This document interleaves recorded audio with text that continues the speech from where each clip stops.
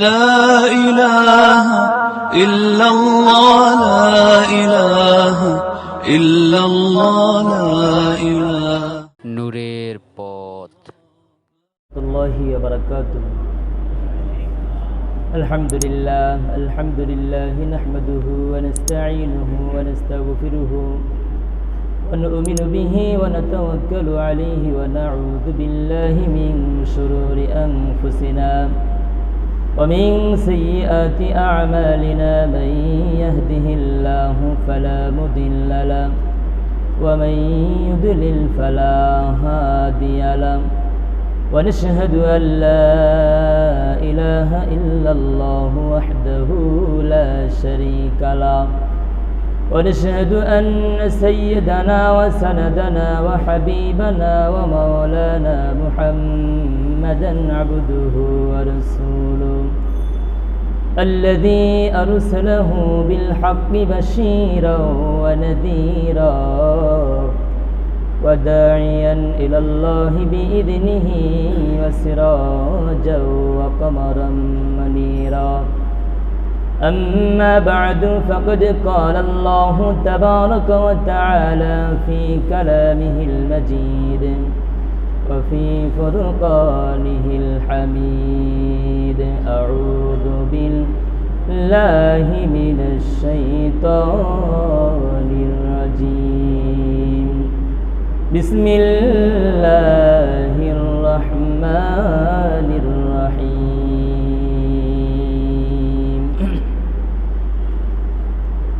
الزانية والزاني فاجلدوا كل واحد منهما 100 جلدة ولا تأخذكم بهما رأفة في دين الله إن كنتم تؤمنون بالله واليوم الآخر وليشهد عذابهما طائفة من المؤمنين وقال تعالى في آية أخرى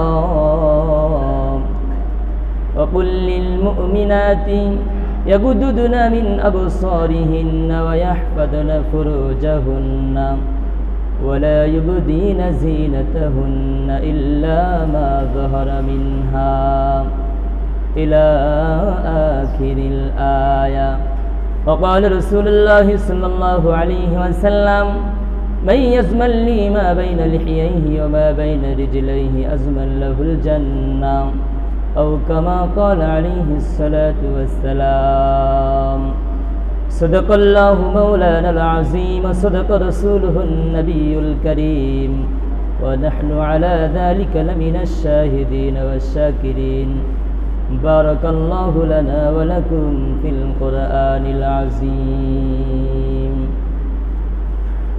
وقال تعالى في شان حبيبه إن الله وملائكته يصلون على النبي يا أيها الذين آمنوا صلوا عليه وسلموا تسليما اللهم صل على محمد وعلى آل محمد كما صليت على إبراهيم وعلى آل إبراهيم إنك حميد مجيد اللهم بارك على محمد وعلى آل محمد كما باركت على إبراهيم وعلى آل إبراهيم إنك حميد مجيد بلغ العلا بكماله كشف الدجى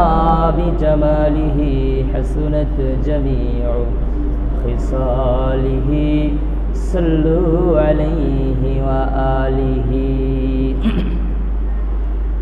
মুআজ্জিজ মুহতারাম সম্মানিত মুসল্লিন کرام যুবক বন্ধুরা আল্লাহ পাকের আলিশান দরবারে আমরা আলোচনার শুরুতেই শুকরগুজার হচ্ছি যিনি অত্যন্ত মেহেরবানি করে পবিত্র সফরের তৃতীয় জমাতে যে আল্লাহ জাল্লা শানুহু ওয়া আম্মা নাওয়ালুহু আমাদেরকে অত্যন্ত স্বতঃস্ফূর্তভাবে আল্লাহর ডাকে সাড়া দিয়ে পবিত্র সালাতুল জুমা আদায় করবার লক্ষ্যে যিনি আমাদেরকে নির্বাচন করে তার পছন্দনীয় ঘরে নিয়ে এসেছেন, সকলেই জবানটা খুলে অত্যন্ত গভীরভাবে ভালোবাসা নিয়ে আবেগ নিয়ে ইমানি চেতনায় উজ্জীবিত হয়ে সকলে মধুর কণ্ঠে বলুন আলহামদুলিল্লাহ। আল্লাহর পবিত্র ঘরে আসতে পেরে বসতে পেরে খুশি না বেজার? খুশি। আল্লাহ পাক আমাদেরকে অনেক ভালো রেখেছেন। পৃথিবীতে আজও চলছে নানা রকম বিপর্যয়, নানান রকম সমস্যার ভিতর দিয়ে মুসলিম উম্মাহ তারা দিন পার করছে। কঠিন এক অবস্থানের শিকার আমরা আছি। অন্যায়, অপরাধ, দুর্নীতি, শোষণ, খুন, গুম, অপহরণ, ইফটিজিং, ধর্ষণ, এগুলি আমার দেশে নিত্যদিনের একটা কর্ম হয়ে দাঁড়িয়েছে। কেমন যেন আগের দিনে আমরা মনে মনে ভাবতাম আমাদের সকালটা মনে হয় সূর্য উঠলে হয়, কিন্তু এখন এই প্রভাবটা মুছে গিয়ে এখন আমাদের কাছে সকালটা হয় ধর্ষণ দিয়ে। কি দিয়ে? আমরা বাঙালি জাতি, আমরা সকাল করি ধর্ষণ দিয়ে, সকাল করি আমরা সুদ দিয়ে, আমরা সকাল করি ঘুষ দিয়ে, আমরা সকাল করি জিনা ব্যভিচার দিয়ে, আমরা সকাল করি মিথ্যা কথা দিয়ে, আমরা সকাল করি খুন। এজন্য সম্মানিত হাজিরিন, আজকে আমি আমার আজকের জুমাতে আলোচনায় আমি যে বিষয়টা তুলে ধরতে চাই সেটা হলো ধর্ষণ কেন, ইফটিজিং কেন এবং তার প্রতিকারটা কি। বুঝতে পেরেছেন কি নিয়ে আলোচনা করব? ধর্ষণ এবং ইফটিজিং কেন এবং তার প্রতিকার কি।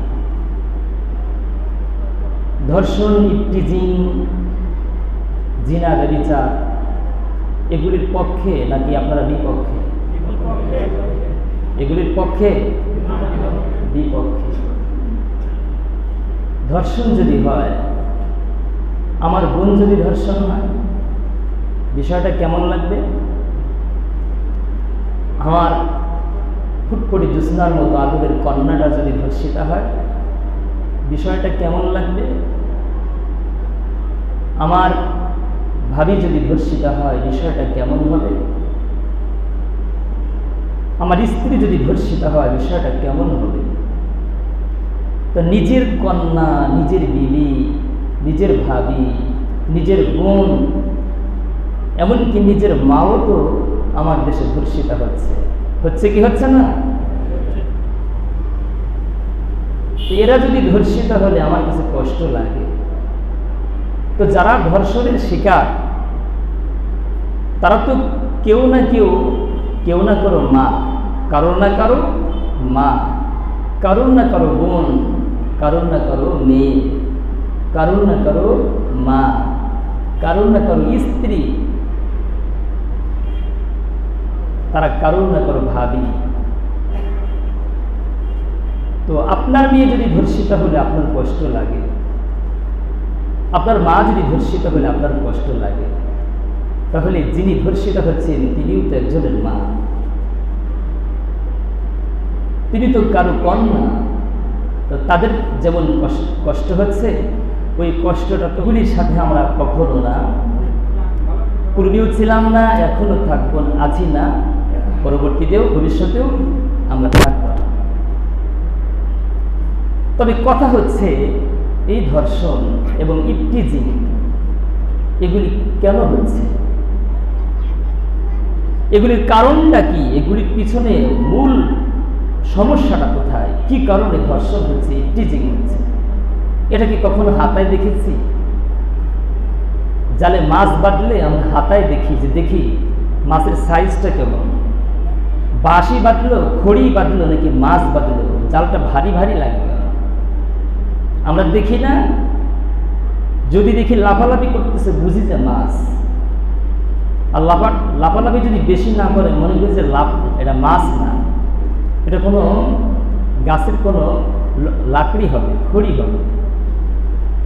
তারপরেও ভালো ভালো করে নিশ্চিত হওয়ার জন্য আমরা ডুব দিয়ে দেখি হাতে এটা মাছ নাকি গাছ।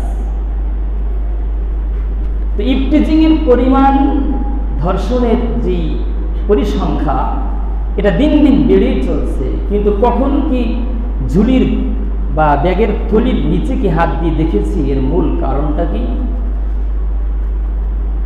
কেউ কেউ যদিও দেখেছে জ্ঞানের সাধারণ মেধা দিয়ে, কিন্তু তার প্রতিকারের বেলায় আমরা অনেকেই যথেষ্ট পরিমাণ উদাসীনতা দেখিয়েছি। যথেষ্ট পরিমাণ এই সমস্ত ব্যাপারে আমাদের উদাসীনতা, গাফিলতি, অলসতা।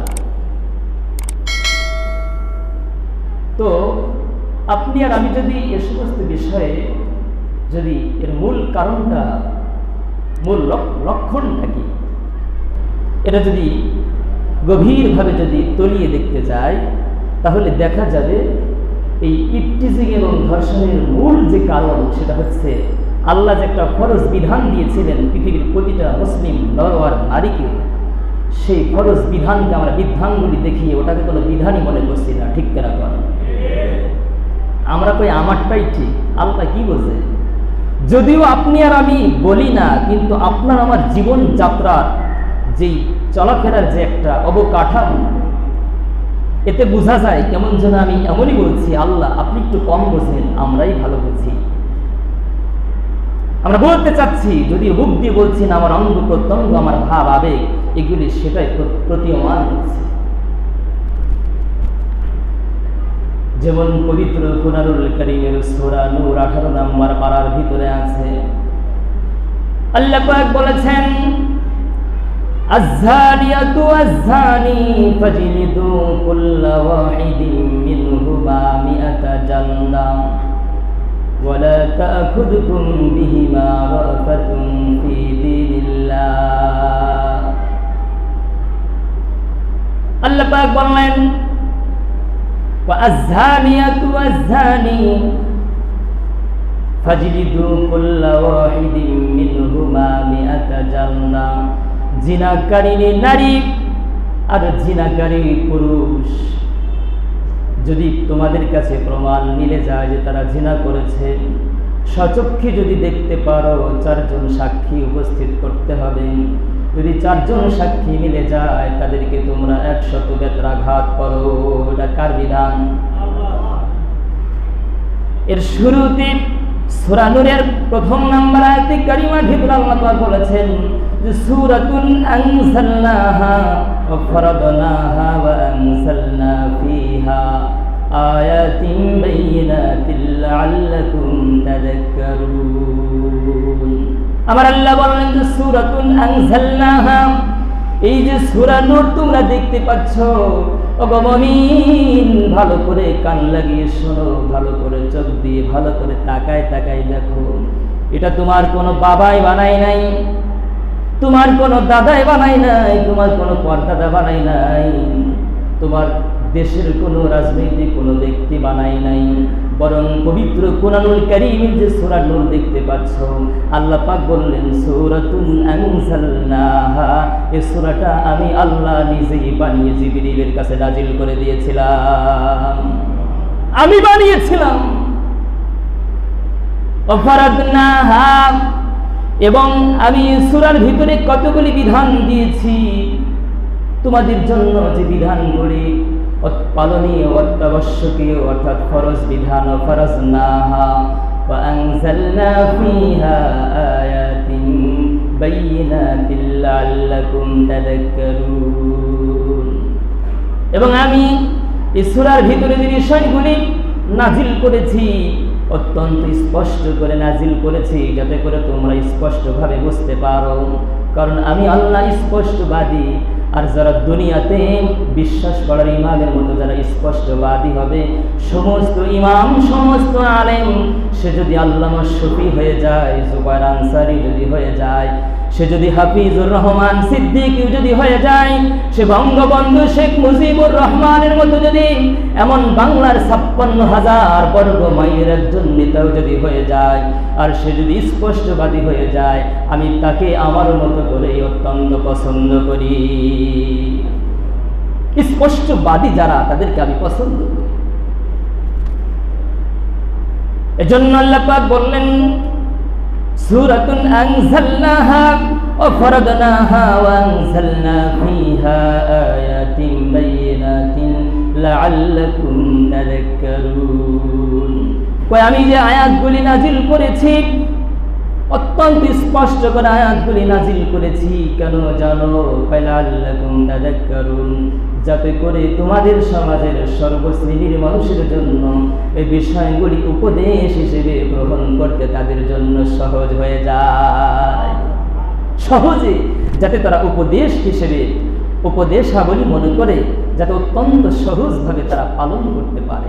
শরীয়তের কোনো বিধান আল্লাহ আমাদের জন্য এমন কঠোরভাবে আমাদের উপরে আরোপ করেন নাই যে ওটা আমার জন্য অত্যন্ত কঠিন হবে। আল্লাহ পাক কুরআনুল কারীমের কোথাও এ কথা বলেন নাই, এ বান্দা তুই বিশ্বাস করায় কেন জন্ম নিলি, এটাই তোর জন্য অপরাধ।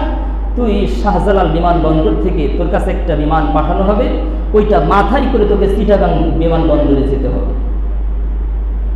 তুই বিশ্বাস করার মাটিতে মুসলমানের ঘরে কেন জন্ম নিলি, এটাই তোর অপরাধ। আমি শাহজালাল বিমানবন্দর থেকে বিমান পাঠাই দিচ্ছি, ওটা তোকে মাথায় নিয়ে চিটাগাং বিমানবন্দর থেকে যাইতেই হবে। যাবি না কেন? তোকে যাইতেই হবে। এমন কোন বিধান আল্লাহর পবিত্র কোরআনুল কারীমের ভিতরে আছে? নাই।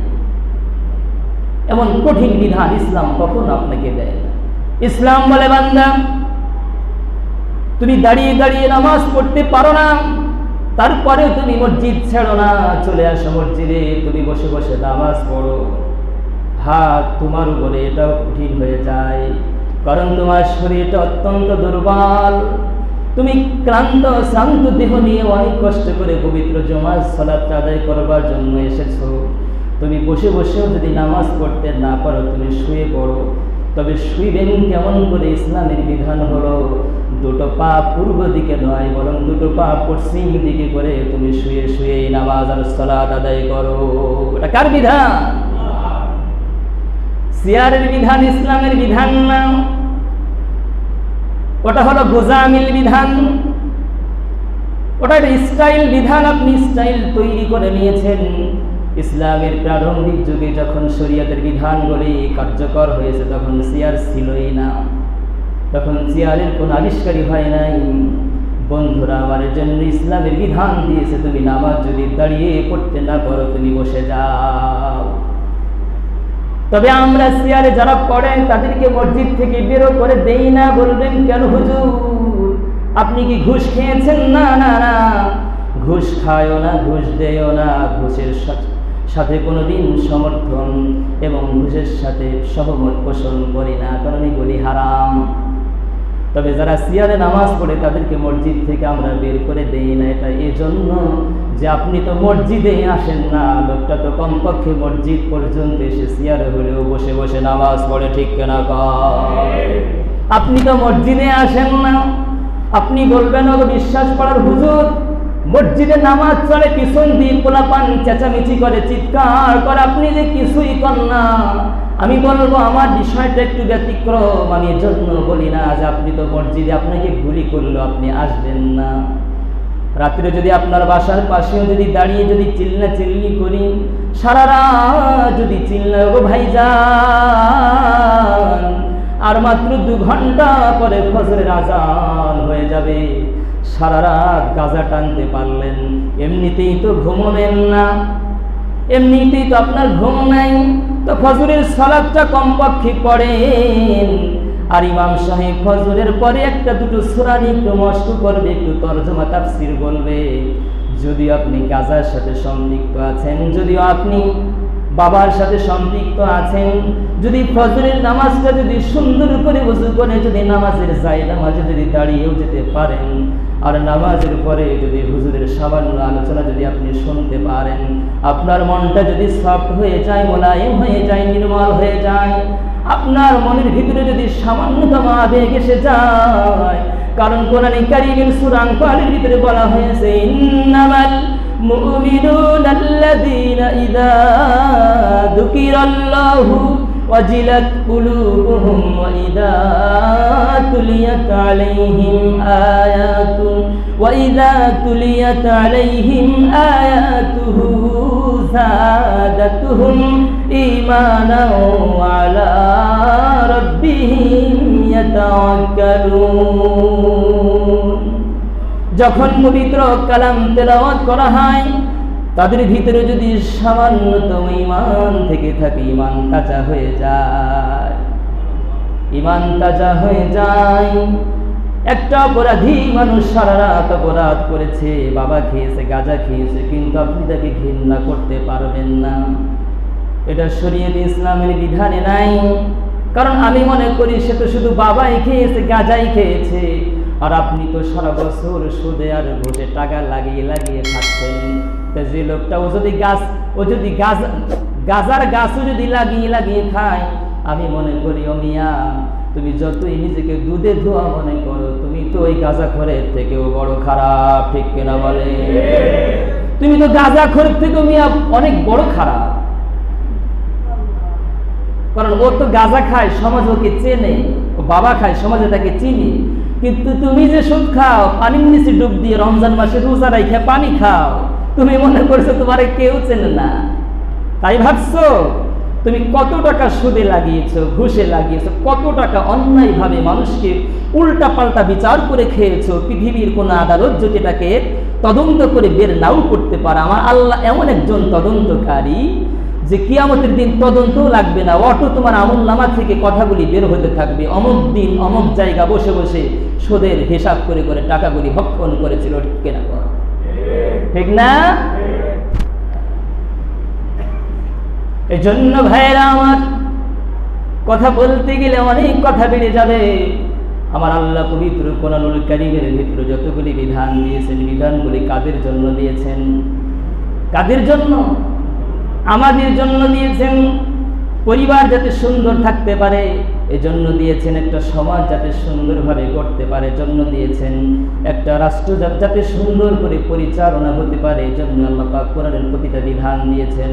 যতদিন পর্যন্ত কোরআনের বিধান যে দেশে বলবৎ থাকবে, ততদিন আসমানি শান্তি ওই দেশে থাকবে। খোদার বিধান যেদিন বলবৎ হবে না, যতদিন বলবৎ হবে না, ততদিন পর্যন্ত সিজদায় পড়ে থাকলেও শান্তি কিয়ামত পর্যন্ত আসতে পারে না,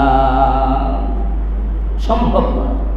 এজন্য আল্লাহ পাক বললেন ফারাদনাহা, আমি বিধানকে, আমার বিধানকে অত্যন্ত পালনীয়, অত্যন্ত আবশ্যকীয় করেছি।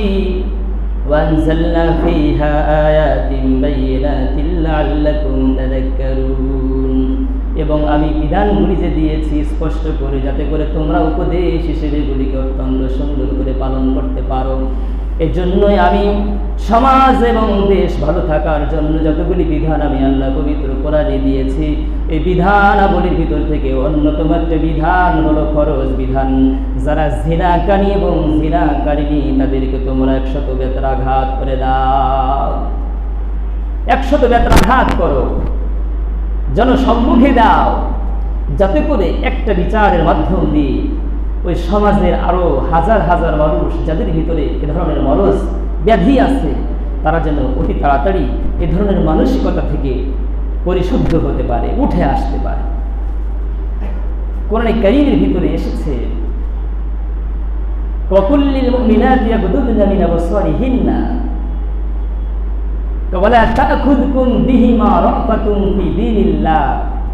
খবরদার, মনে রেখো, আল্লাহর এই বিধান কার্যকর করতে গিয়ে যদি তোমার সন্তানও হয়, তোমার ছেলেও হয়, তোমার বাবাও হয়, তোমার মেয়েও হয়, তাদের ভালোবাসায় যেন তুমি আল্লাহর বিধান পালন থেকে যেন আবার দূরে সরে না দাঁড়াও, পদস্খলন যেন তোমার ঘটে না যায়। ওয়ালা তা'খুযকুম বিহিমা, তোমাদেরকে যেন প্রভাবান্বিত না করে তোমার সন্তানের ভালোবাসা, মেয়ের ভালোবাসা, বিবির ভালোবাসা, মায়ের ভালোবাসা। নিজের বেলায় বিচারটা অন্যদিকে যাবে, জামাই আদরে জেলখানায় রাখবো, আর অপরের বেলায় সেটাকে ফাঁসি রশিতে ঝুলিয়ে দেব, এমন কোন বিধান শরীয়ত ইসলামে কখনো সমর্থন কখনো করে না। এটা আমার দেশেই হোক আর যে দেশেই হোক না কেন। সেম অবস্থা। এই জন্য ভাই, তো মেন সমস্যা হচ্ছে যে আমার দেশে যে ইফটিজিং এবং ধর্ষণ যে হচ্ছে, এর মূল কারণ একটা, যে সঠিক বিচার যারা ধর্ষক তাদের হচ্ছে না। এ কথার সাথে আপনারা একমত? সঠিক বিচার হচ্ছে না। আমার দেশের একজন আলেম বললেন যে দেখুন, আমার কথাটা অত্যন্ত সুন্দর লেগেছে।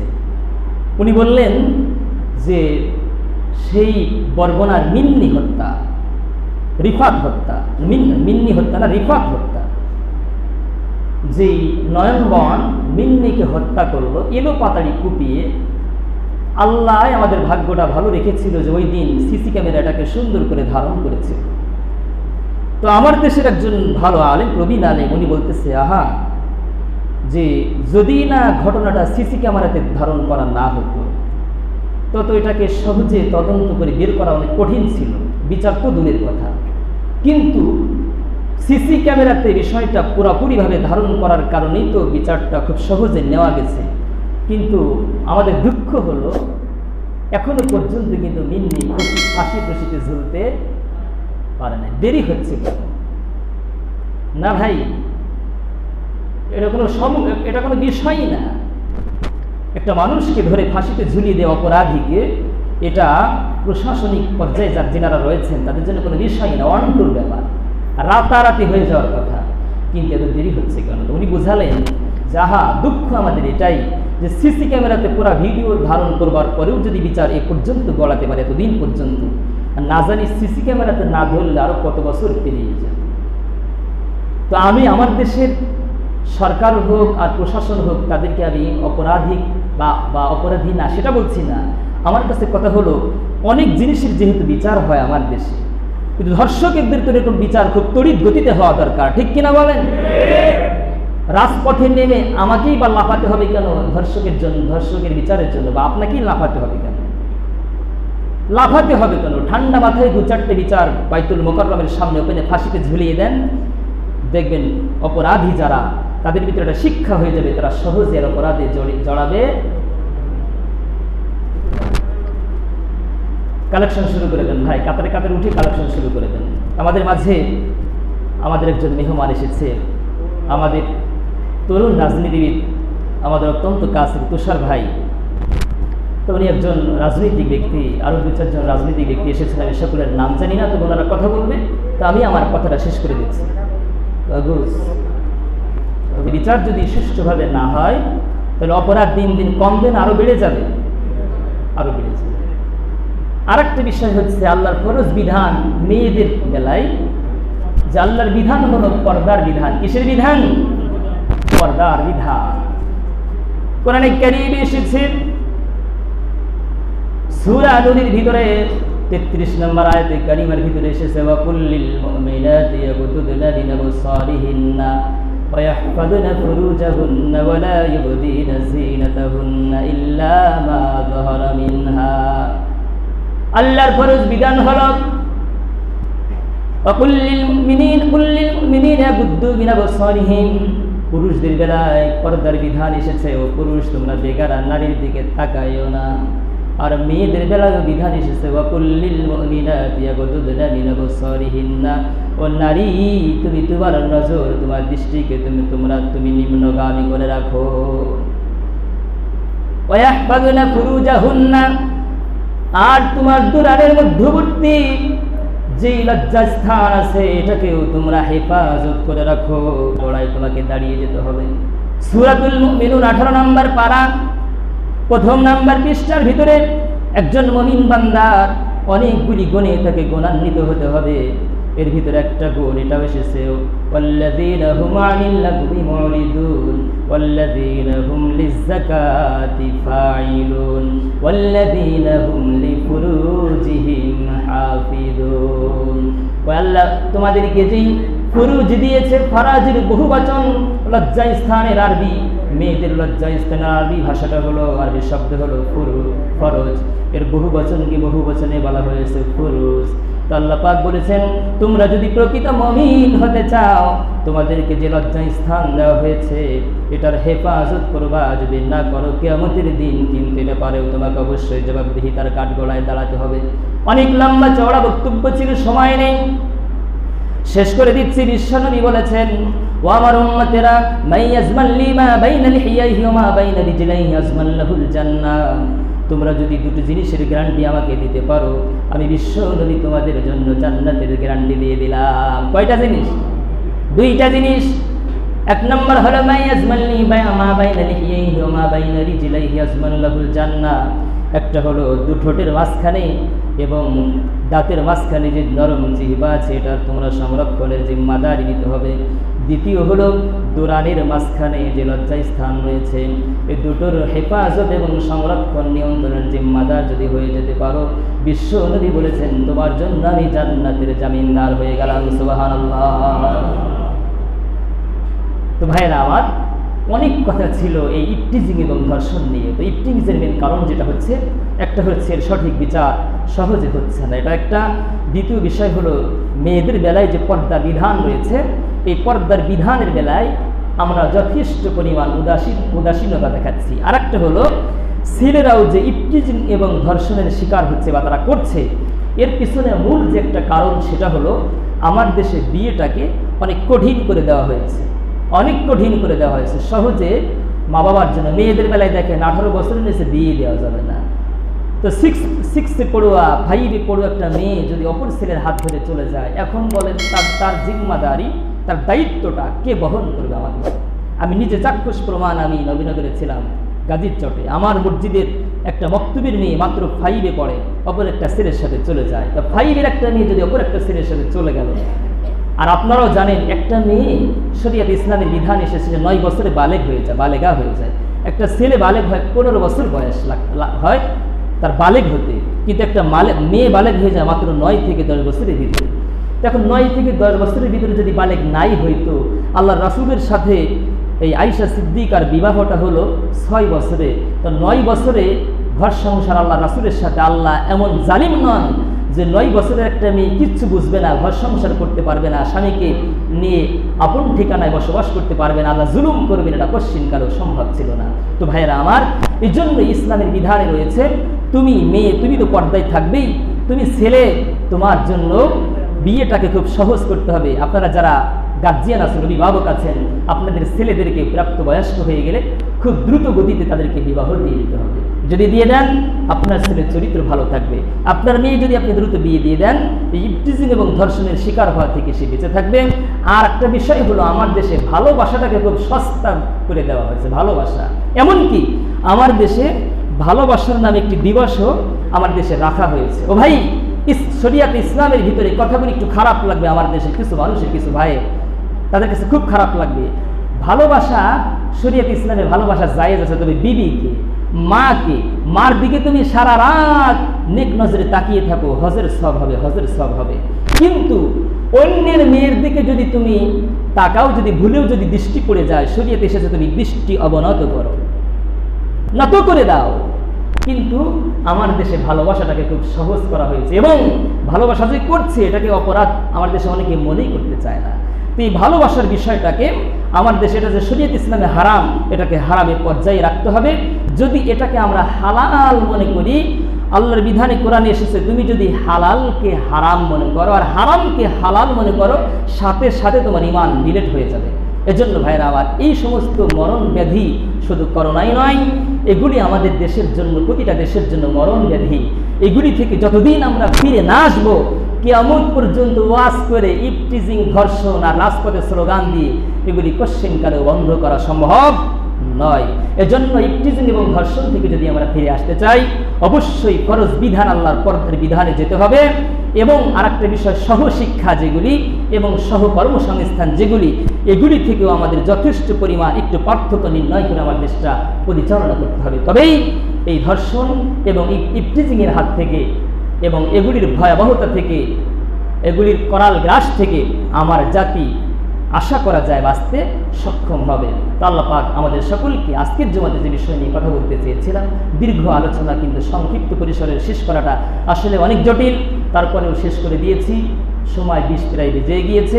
তো যে কথাটুকু আজকে সূরা নূর এবং সূরা মুমিনুনের আলোকে আমি আপনাদের সামনে উপস্থাপন করেছি, আল্লাহ আমাদের সকলকে এই ধরনের বিষয় থেকে যেন আমরা কমপক্ষে জিনা ব্যভিচার থেকে নিজেকে, নিজের পরিবারকে যেন বাঁচায় রাখতে পারি এবং আল্লাহর কাছে যেন সাহায্য কামনা করতে পারি, এবং আমার দেশের প্রতিটা ছেলে এবং প্রতিটা মেয়ে এই ধরনের ইফতিজিং এবং ধর্ষণের শিকার হওয়া থেকে ভবিষ্যতে যেন বেঁচে থাকতে পারে। আল্লাহ পাক সকলকে সেই তৌফিক দান করুক। আল্লাহর কাছে এই সাহায্য কামনা করেই আজকে এখানে শেষ করেছি। ওয়াখিরু দাওয়ানা আনিল হামদুলিল্লাহি রাব্বিল আলামিন। لا إله إلا الله لا إله إلا